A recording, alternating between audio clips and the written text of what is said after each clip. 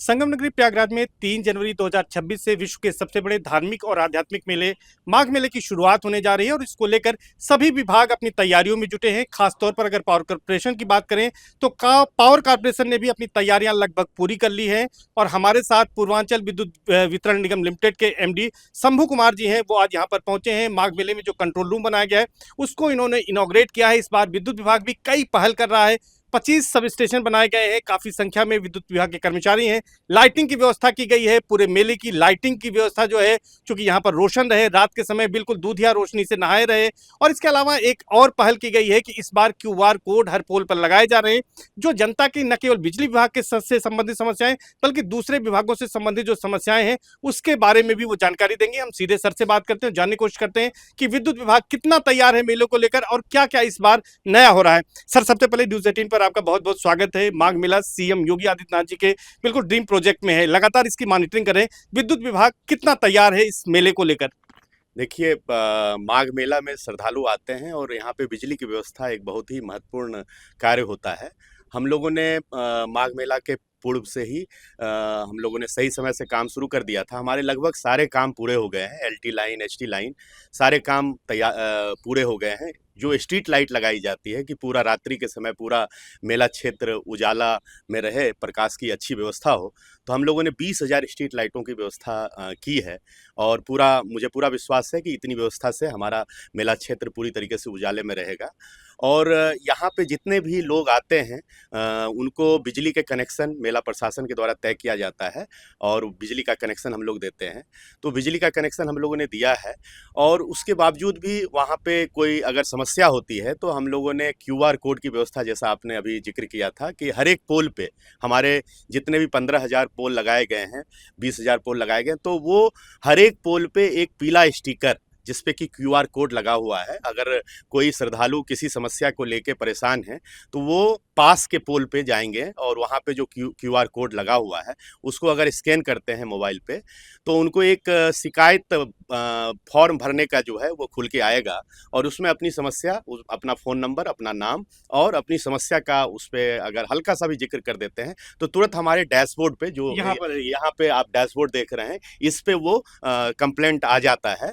तुरंत उस शिकायतकर्ता से संपर्क किया जाता है। साथ ही साथ जो है जिस भी विभाग से संबंधित, अगर बिजली विभाग से संबंधित शिकायत है तो उसको जो है बिजली विभाग के अधिकारियों को रेफर कर दिया जाता है और वो तुरंत उनको गूगल मैप पे कितनी दूरी पे ये कंप्लेनेंट है उनसे संपर्क किया जाता है, जाके हल किया जाता है और इस डैशबोर्ड पे तुरंत उसको अपडेट किया जाता है। जो ही शिकायत का समाधान हो जाता है, शिकायतकर्ता को एक एसएमएस चला जाता है कि आपके शिकायत का समाधान कर दिया गया है। अभी भी अगर आप असंतुष्ट हैं या कोई समस्या से झेल रहे हैं तो आप अपना पुनः स्कैन करके शिकायत दर्ज करा दें। तो एक अच्छी पहल हम लोगों ने कुंभ के समय भी किया था और इसको इस बार अपग्रेड करके और अच्छी व्यवस्था देने का प्रयास किया जा रहा है। मतलब यह है कि सिर्फ बिजली विभाग की शिकायतें नहीं बल्कि अगर अन्य किसी विभाग से संबंधित समस्या है उसको लेकर भी इस पर शिकायत की जा सकती है। अगर कहीं पे पीडब्ल्यूडी विभाग के सड़क से संबंधित समस्या है, जल निगम से जल संबंधी समस्या है, या किसी भी विभाग से, अगर स्वास्थ्य विभाग से स्वास्थ्य संबंधी सहायता चाहिए या पुलिस विभाग से सुरक्षा संबंधी सहायता चाहिए, शिकायतकर्ता सिर्फ इसी क्यूआर कोड, ये सिर्फ बिजली विभाग के लिए क्यूआर कोड नहीं है बल्कि किसी भी विभाग का अगर समस्या है, आप उसको दर्ज कराना चाहते हैं तो एकमात्र सिंगल विंडो सिस्टम, जो अगर कहा जाए, पोल के पास जो क्यूआर कोड लगा हुआ है उसको स्कैन करें और उसमें दर्ज करें। उसके बाद सारा काम जो है, जो हमारा कंट्रोल रूम बना हुआ है वो मैनेज करेगा और आपकी शिकायत का समाधान करेगा। इसके लिए आप 100% श्योर हो सकते हैं। संगम की रेती पर जब तंबुओं का शहर आबाद होता है, रात में लाइटिंग बेहद खूबसूरत होती है, जैसे आपने बताया करीब 20,000 जो है स्ट्रीट लाइट्स लगाई जा रही है, इसमें सोलर का भी कोई कंपोनेंट आपका रहेगा? जी, हम लोगों ने जैसे कि सस्टेनेबिलिटी पे लगातार फोकस है कि हम ऐसे ऊर्जा संसाधनों पे जाएं, ग्रीन एनर्जी सोर्सेज पे जाएं। तो हम लोगों ने माघ मेला में एक इनिशिएटिव लिया है कि हाइब्रिड सोलर कंपोनेंट हम लगाएं कि दिन के समय जो सोलर एनर्जी रहती है फ्री में उपलब्ध रहती है, तो हमारा सोलर प्लेट के माध्यम से वो जो लाइट है वो चार्ज होगा और जब तक उसके पास चार्जिंग अवेलेबल रहेगा तब तक वो सोलर एनर्जी से चलता रहेगा रात्रि के समय में। जब उसका बैटरी खत्म होता है तो इलेक्ट्रिसिटी से वो अपने आप चले, इसीलिए उसको हाइब्रिड सोलर कहा जा रहा है। तो हमने 500 ऐसी लाइटों को लगाया है कि एक्सपेरिमेंट बेसिस पे, हम पायलट बेसिस पे इसको लगाएंगे और इसकी रिजल्ट अच्छे रहते हैं तो हम इसको और अपग्रेड करेंगे। सर एक सवाल यह है कि कितने पावर स्टेशन यहाँ पर बनाए गए हैं और इसके अलावा कितने कर्मचारियों को, किन अधिकारियों को यहाँ तैनात किया गया है जो पूरे मेले में व्यवस्था विद्युत विभाग की देखेंगे? देखिए, हम लोग जो यहाँ पे बिजली की पूरी व्यवस्था किए हैं तो उसमें एक जो मुख्य सेंट्रल कंपोनेंट होता है वो है हमारे जो 25 सब स्टेशन है। मेला क्षेत्र में जो पूरा इलेक्ट्रिसिटी का है वो 11 फीडर के माध्यम से यहाँ पे इलेक्ट्रिसिटी आती है और जो 25 सब स्टेशन है उसके माध्यम से एलटी के माध्यम से हर एक कैंप कनेक्शन तक जो है बिजली पहुँचती है। तो हम लोगों ने 25 सब स्टेशन बनाए हुए हैं और लगभग 50 किलोमीटर की एचटी लाइन और लगभग 350 किलोमीटर की जो एलटी लाइन हम लोगों ने बनाया है और इसके माध्यम से बिजली की व्यवस्था रहेगी।